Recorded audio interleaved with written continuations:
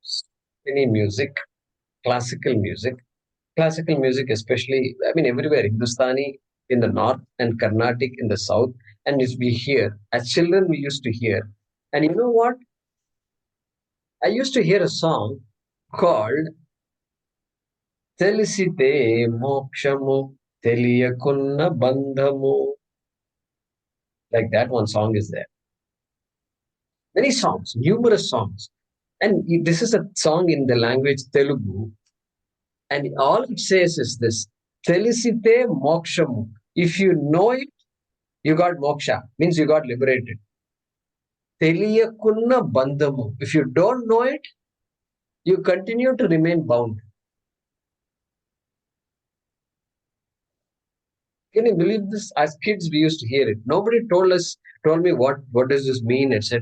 Nobody told us. After I studied with Swamiji and suddenly I hear all these things, now all these songs are talking to me. They're talking to me. They say, my God, this is all Vedanta. All the essence that we struggled to figure out when we are 50, 60, 70, 80, it's all right there. All the musicians, we don't even call them musicians, they are composers of classical music, right? Composers. And they are all wise people. It's very clear because only a wise person can make a statement like that. Correct? And so, Rashtraji's point, we do lose out a lot if we move away from our languages and from our culture. Yeah. Guruji, I have one doubt there. When we talked about feeling gloomy and the weather being a producer of gloom, or gloomy in the sense that the sun is not shining, what causes that indiscrepancy to know that it's not the weather, but it's I? Self-inquiry? So, in this case, you don't really need self-inquiry. You can tell this even to college students. You can have a dialogue like this in your local college, and you ask them this question: hey, is it the weather that is making you gloomy? Then you have this discussion. You tell them, how can the weather make you gloomy? Because she likes this weather very much, drizzling all the time and cool. And this guy hates that weather. If the weather were to cause gloom, then how can it create two different experiences? It's not possible. And the college student will definitely understand that. Okay. But we can just take it a little more and we can say, you know, because you like that kind of weather, you love it. This person hates that kind of weather. And so when such a weather happens, this guy reacts to that and says, I hate this weather. Oh no, another day when I have to put up with this drizzling, not drizzling kind of weather and gloomy, neither daytime nor nighttime. It looks weird. I don't like this. So, Premaji, we have to go back to Krishna's statement in the second chapter. Indriyasya indriyasyarthe ragadvesho vyavastitau. Every object around you, you will have to say either I like it or I don't like it or I'm indifferent to it. And so that's the nature of you, the nature of you, the nature of the mind is like that. It's going to say I'm going to like it or I don't like it. And so Tayoho na vasham agachet. That's a beautiful statement he makes. He says, don't, because you don't yet know that an object like weather does not have the capacity to create gloom or joy, really speaking. By my ignorance, I am imputing a causation to this weather, that this weather is so great and it makes me happy, or this weather is so bad, it makes me sad. It's my ignorance that's causing it, but I don't yet know this fact. And so he gives an advice. He says, don't come under the spell of your likes and dislikes. So the psychologists, when they talk about seasonal disorders, They're borderline. Seasonal disorder. Is that the word they use? Seasonal disorder? Yeah, seasonal disorders. And the people who, when the weather goes like that, and they treat them for seasonal disorders. And I was wondering, where does this all lead up to? Seasonal disorder. I like that. No, it's a very good point you made. It is a form of recognizing that that is not coming from there, it's coming from within me. Then there is a realization. When you attribute it to something else, Correct. then you're not looking at the problem. You have pointed the finger to something else where I should be pointing the finger to me. Yeah. So this likes and dislikes is a very important topic in the Bhagavad Gita. And that itself, even though it's not complete Vedanta, it just anybody can appreciate a like and dislike. And so they can appreciate this line of discussion, which says, don't be carried away by your likes and dislikes. Like Rekha said, don't take everything seriously. Means what? I have a lot of likes and dislikes, and but just enjoy, just limit it. Just say hi, oh, it's great news, etc. And then don't get carried away and then drink and this and that and just get lost. Ruchi, what verse was it from the Bhagavad Gita? Bhagavad Gita. Which one you mentioned? Yeah, right. So it is.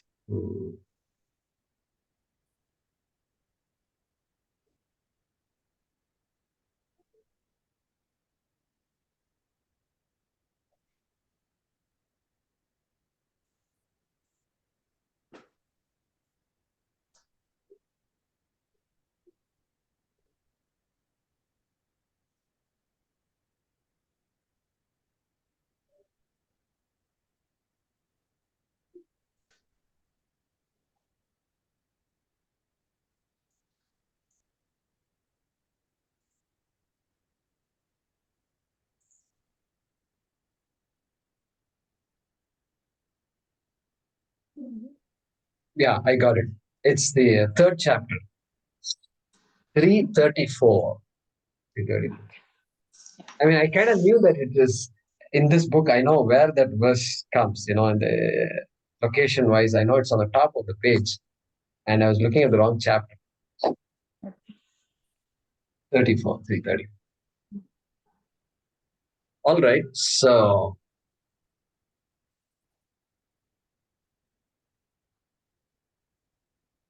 okay, look at the next question. Okay. I know it's time's up, but let me read the next question. Being a self conscious being, does human life become more complicated?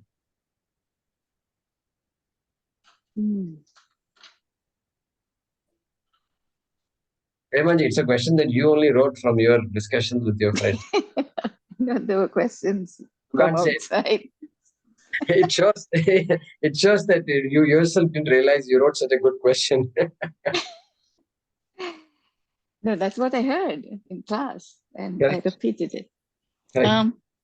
A very self-conscious person is a more sensitive person who feels and probably reacts and questions his own person and everything that is happening around him. So he obviously feels a little bit more, not necessarily knowing everything.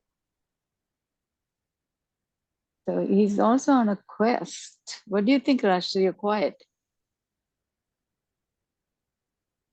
Go ahead and unmute yourself. You have to Go ahead unmute and yourself, Rashtra. No, I was just saying, I'm just reflecting on it, that Okay. a self-conscious person is a more sensitive person. Yeah. And Yeah, it like is I a would like to know from positive. Veena. Yes, Ji. go ahead, Rashtra. I'm hearing you. I'm hearing you. Rashtra, continue. Yes, no, what I'm saying is, it's a transformative journey. As you keep becoming more and more self-conscious, you are also connecting with the, well, consciousness of others. It's like the consciousness is in itself a medium. You start observing things. So this is how I experience. Meenaji, how did you know that the weather doesn't affect you, but it's your own mood? You knew it. You were very emphatic. No, because I know a lot of people who likes this kind of weather. My husband doesn't because he gets aches and pains with it. So, but it's really how you see it. If I think that, oh my gosh, it's terrible out, so I can't do anything, I won't. But if I think, oh, it's just a rain, I can still enjoy it and go out, I will. It's just my mindset. Okay. Pramila, कोई बात है बताने की? सुनाई नहीं दे रही. I can't hear you. Unmute, Pramila. I like to listen. Were you as confused as all of us? We are confused for sure. We're all confused. So, Pramila, you're more confused. You're not saying anything. Then you connect with yourself. Yeah, Rekha. Rekha, unmute. Rekha, எங்க போயிட்டாய்? I think you would. I think it was Prema who was talking. I mean, it was. So back to the question. So question was again, being a self-conscious being, does human life become more complex? So I'll ask you a question. Are animals self-conscious? Animals means non-human animals. Are they self-conscious like the dog or cat? Yes or no? Or maybe? Less than humans. Less than humans, okay? Any other answers? Maybe. I'm one of those. Who am I? Having not been in their skin, to even think that they are more conscious or less conscious. Like even a little insect, as they are born, is like their whole knowledge about how their life cycle is going to be has been ingrained in them. You can say the same thing about birds or the bees or the dogs or any animal. You know, all that, what you call the lived experience of the generations of their species has been given to them. Is that not connected to your consciousness somewhere? That's my point. All right. And so, of course, my question was a little different than that. The question is, are animals self-conscious? And here the phrase self-conscious means conscious of oneself. Oneself as a person or as an animal, as a living entity, just like I have a lot of conclusions about so many things around me. I make conclusions about myself. And that's the sense in which I am talking about self-consciousness. I know who I am. The knowledge of myself. Just the knowledge of myself. Who are you? If somebody asks, Yeah. you will have certain things to say about who am I. I'm so and so. I grew up here. I was born there, etc. I can say something about myself. In that sense, I was asking about self-consciousness. Okay. Even that, even in that point, I find the, you know, like basic instincts of their relationship I am born to this, mother, or I am part of this tribe, be it, like ants. So there is that level of consciousness.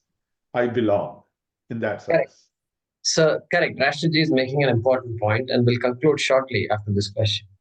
And that's the observation. So they need to have that basic sense of who they are at the minimum, because even to procreate, that has to know I have to mate with this ant. I can't mate with some other animal.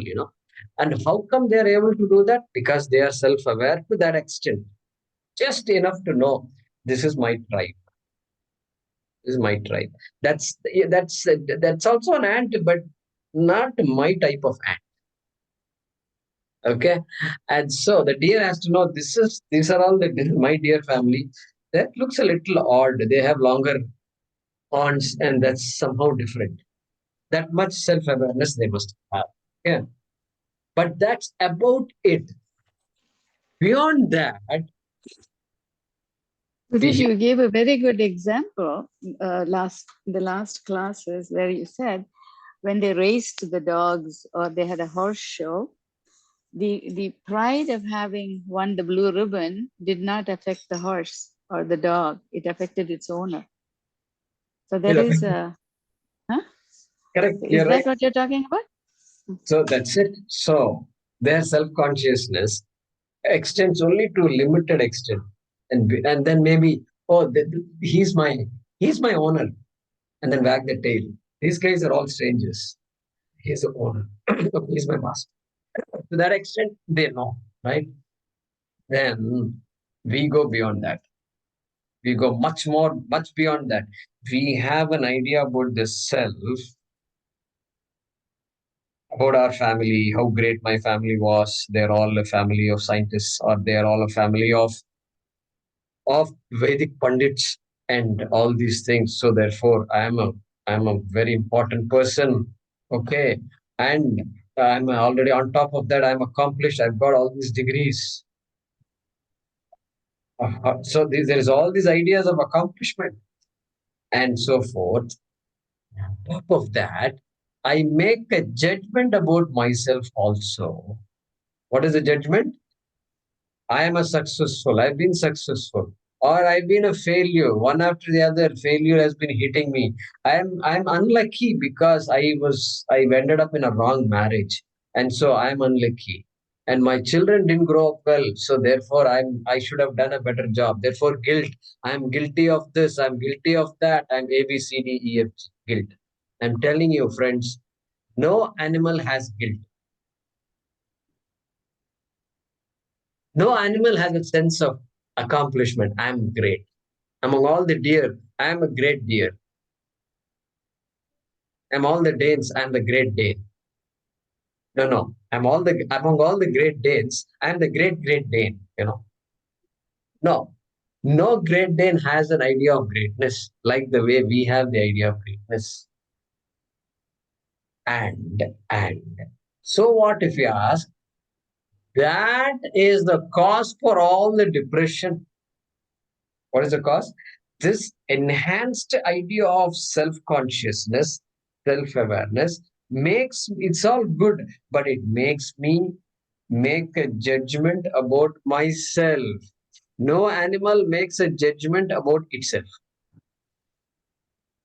It knows a lot. Ant survives, and I saw recently somebody, a good friend of mine, who knows a lot about animal life, told me about a bird that is building a nest. It's a hanging nest. It's a hanging nest like this, and that nest has a very big hole. And on top of that big hole, there is also a small hole which is not visible to the naked eye. And the bird uses that small hole to put its eggs there, and its family is living there. And it has made the nest, but there are two compartments in this nest. Two compartments. One is the compartment which you access through this big hole, and the other is a compartment behind that compartment where the bird goes And so when the snake comes, it enters the big compartment, looks around for the eggs and the babies. Nobody is there, goes away. Okay. And they say it's one of the marvels among bird, in terms of thinking, etc. But that's about it. The bird will not make a judgment about itself. The male bird makes 5 nests, and then it has to attract the female bird. Only the female bird has to approve the nest, and the nest which the female bird approves, it becomes the home of this couple. Correct?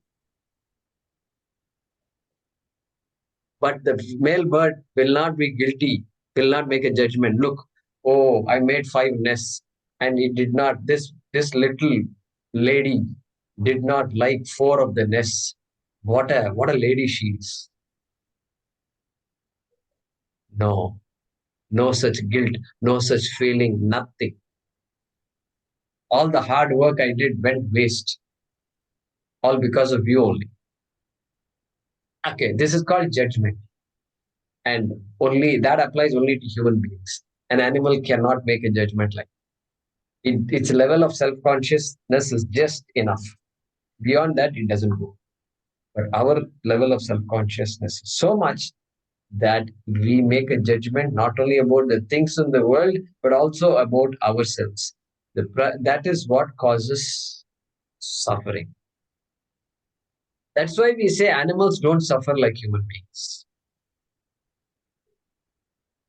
Animals suffer, they have their own dog's life, whatever we call dog's life and all. They suffer, no doubt. That's physical suffering. But they don't have emotional suffering.